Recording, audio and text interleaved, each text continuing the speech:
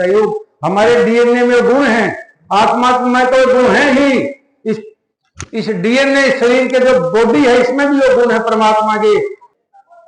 तो आरक्षण अगर हमें मिलेगा तो हमारे बच्चों को सरकार में नौकरी मिलेगी ताकि हमारी आर्थिक स्थिति मजबूत हो। और तो क्या कहूं मैं, जहां गोड्डा नौ भी जाए वहां पर भी आरक्षण की ही बात करते हैं।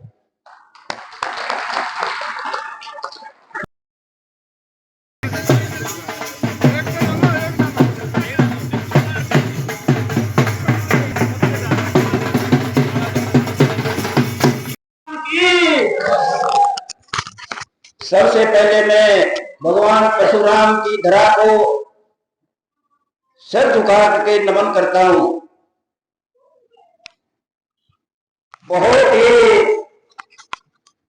आदर और मान और सम्मान ब्राह्मण शिरोमणि ब्राह्मण रतन हमारे पूजनीय ब्राह्मणों के आदरणीय पूजनीय श्री हरिराम दीक्षित जी, ब्राह्मण आरक्षण संघर्ष समिति राष्ट्रीय अध्यक्ष,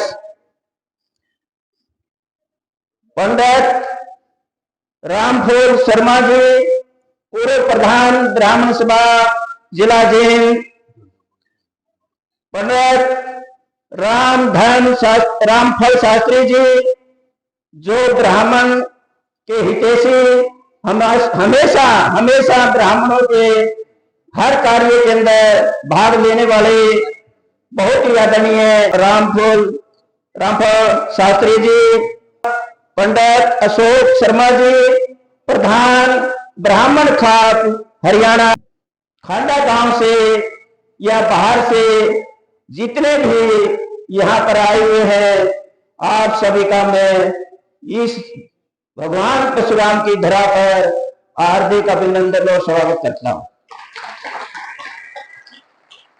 आपको पता ही है कि आदरणीय हरिराम दीक्षित जी ने 2007 के अंदर एक सोच पैदा की, इनके मन में एक उमंग उठी कि हमारा ब्राह्मण समाज जो है बहुत पिछड़ चुका है, इनके पास किसी भी प्रकार की जमीन या कोई धंधा नहीं है और नौकरी इनको कोई देता नहीं, तो हमारा समाज तो बिल्कुल खत्म हो जाएगा इस तरह अगर यही स्थिति बनी रही तो इस सोच को लेकर के मैं सबसे पहले मेरे रियल चाचा है ये गांव जीतगंज के अंदर आए और उन्होंने अपने भाईचारे को इकट्ठा किया। ये कहने लगे भाई हम जो है अगर सरकार से हमारे ब्राह्मणों के लिए आरक्षण मांग ले तो कैसा रहेगा। तो कुछों ने कहा भाई नहीं, हम क्यों आरक्षण मांगे, हम तो उच्च जाति के हैं, हमें आरक्षण की क्या जरूरत है। तो इन्होंने कहा भाई देखो उच्च जाति जरूर है, लेकिन जब तक हम आर्थिक स्थिति से सही नहीं होंगे, आर्थिक स्थिति में अगर हम पिछड़ जाएंगे तो हमारा पतन निश्चित है। तो आरक्षण अगर हमें मिलेगा तो हमारे बच्चों को सरकार में नौकरी मिलेगी ताकि हमारी आर्थिक स्थिति मजबूत हो ब्राह्मणों की। तो हमने कहा ये बहुत अच्छी बात है, आप इस मुहिम को चलाओ, हम आपके साथ हैं। तो इन्होंने कहा भाई साथ तो हैं, लेकिन जातीय आधार पर मांगे या आर्थिक आधार पर आरक्षण मांगे। तो मैंने भी एक बात कही थी, चाचा जी आप आर्थिक आधार पर आरक्षण मांगो, जातीय आधार से कोई सिफारिश से अपने बच्चों को लगवा लेंगे, लेकिन वो आर्थिक आधार से जो कमजोर है उनके पास ना पैसा है ना सिफारिश है, उनके बच्चे तो ऐसे रह जाएंगे। में बात तो सही है। इन्होंने आर्थिक आधार पर आरक्षण की मुहिम चला दी और उसी दिन इन्होंने एक निश्चय किया था मैं आरक्षण की मुहिम चलाता हूं और मैं किसी भी अपने ब्राह्मण भाई से चंदे का एक पैसा नहीं लूंगा। और मैं ही जो है ना इसके ऊपर मैं कोई राजनीति करूंगा। तो एक ये कोई बहुत बड़ी बात इन्होंने की, क्योंकि अगर मैं किसी से 10 रुपए भी लूंगा तो 100 या 200 रुपए का मेरे ऊपर लांछन लगाएंगे, तो मैं अपना समर्थ हूं, मैं अपनी जेब से खर्च कर सकता हूं, और मैं अपनी जेब से खर्च करके मैं इस मुहिम को इन्होंने चलाया दे, क्योंकि इनके बच्चे जो है समर्थ हैं, सारी चीजों में भगवान की कृपा से मौज है, हर बात की मौज है, और इन्होंने इस मुहिम को आगे चलाया। न इन्होंने कभी राजनीति की। मैं एक और बात बता देना चाहता हूं आपने, इसी बीच में इनके बेटे की बहू लेक्चरर है, उन्होंने कहा कि पिताजी आप इतने घूमो हो तो मेरी ट्रांसफर क्यों नहीं करवा देते आप? तो ये कहने लगे नहीं, मैं इस तेरी ट्रांसफर के ऊपर मैं किसी को नहीं कहूंगा, मैं कहूंगा तो किसी मंत्री को, एमएलए को, विधायक को, तो ये कहूंगा भाई हमारे ब्राह्मणों को 10% आरक्षण मिलना चाहिए।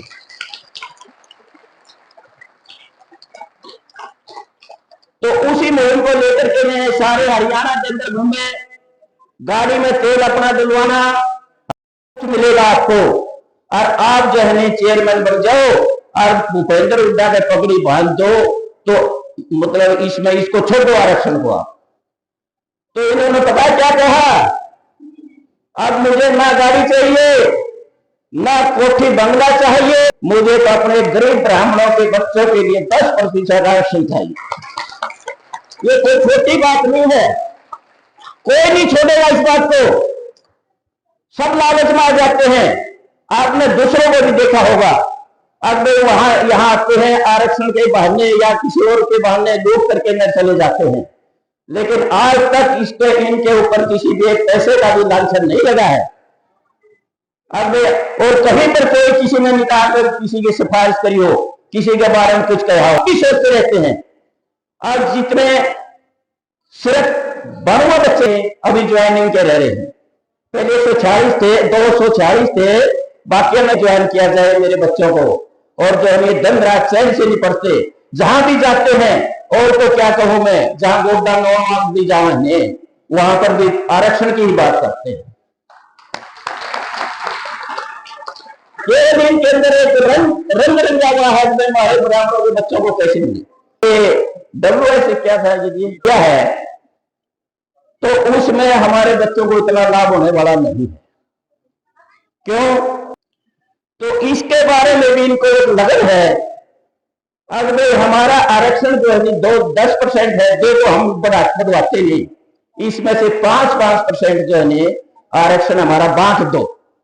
जो पहले ब्राह्मण बनिया पंजाबी और राजपूत को एक जाति में ए में ले लो और दूसरी जातियों को बी में ले लो, ताकि हमारे बच्चों को नौकरी मिल जाए।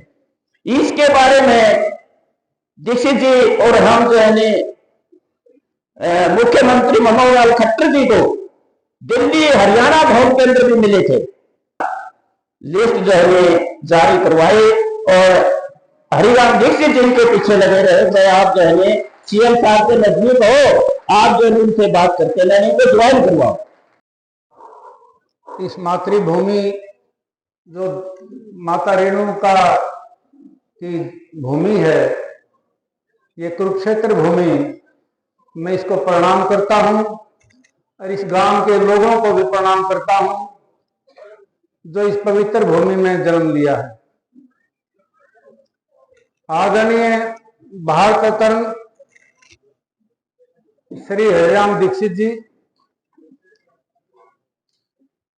जो हमारी समाज के रत्न हैं, वास्तव में ब्राह्मण रत्न है ये। श्री आदरणीय भाई अशोक जी हरियाणा ब्राह्मण खाप के प्रधान हैं, ये बड़े होनहार युवा हैं, समाज के सशक्त है, इनके हरिराम दीक्षित की तरह है, इनके भी हृदय में समाज की सेवा करने की एक लगन है। आदरणीय तेलूराम जी जो हमारी ये भी शान है, ब्राह्मण सभा के संरक्षक रहे हैं, कौशिक खाप के प्रधान हैं। अशोक रामफल जी पूर्व प्रधान रामफल जी और दूसरे राम दीक्षित जी के भाई बैठे हैं, दीक्षित जी टोपी पहने हुए सरपंच साहब बैठे हैं। आता मैं हमारा भाई जो स्टेज पर कह रहा था ब्राह्मण के बारे में, ब्राह्मण जाति एक विशेष जाति है, ये सामान्य जाति नहीं है। ये सच्चिदानंद परमात्मा सतचित आनंद परमात्मा की उस भूमि से पैदा हुई नस्ल है, जो परमात्मा के डायरेक्ट उससे पैदा हुई है, कोई माता पिता से पैदा नहीं हुई है। जो हमारे सप्तऋषि हैं ये परमात्मा की संकल्प शक्ति से पैदा हुए हैं। बाद में मनु महाराज और शत्रुपा से जो पुरुष स्त्री के संयोग से संतान हुई है वो अलग बात चली है। पहले हम लोग संतान है जो परमात्मा की डायरेक्ट संकल्प शक्ति से पैदा हुई संतान है। ये हम उन ऋषियों के वंशज हैं। इस बीज में महान बनने की संभावना छिपी हुई है। हमारी से परमात्मा के उत्तराधिकारी है परमात्मा के, लेकिन अहंकार नहीं होना चाहिए। हमने उन दोनों को धारण करने का प्रयत्न करना चाहिए। परमात्मा के जो गुण हैं शांति, प्रेम, शुद्धता, पवित्रता, निर्मलता, निर्विकार, सद्भावना, शुद्ध भावना, कल्याण, निर्मलता, निर्विकार, ये गुणों को धारण करने का हमारे प्रयत्न का अभ्यास करना चाहिए। हमारे डीएनए में गुण हैं, आत्मा में तो गुण है ही। इस डीएनए शरीर के जो बॉडी है इसमें भी जो गुण है परमात्मा के, आत्मा में तो गुण है ही परमात्मा के, लेकिन डीएनए में जो परमात्मा के गुण विद्यमान हैं। सज्जनों, बात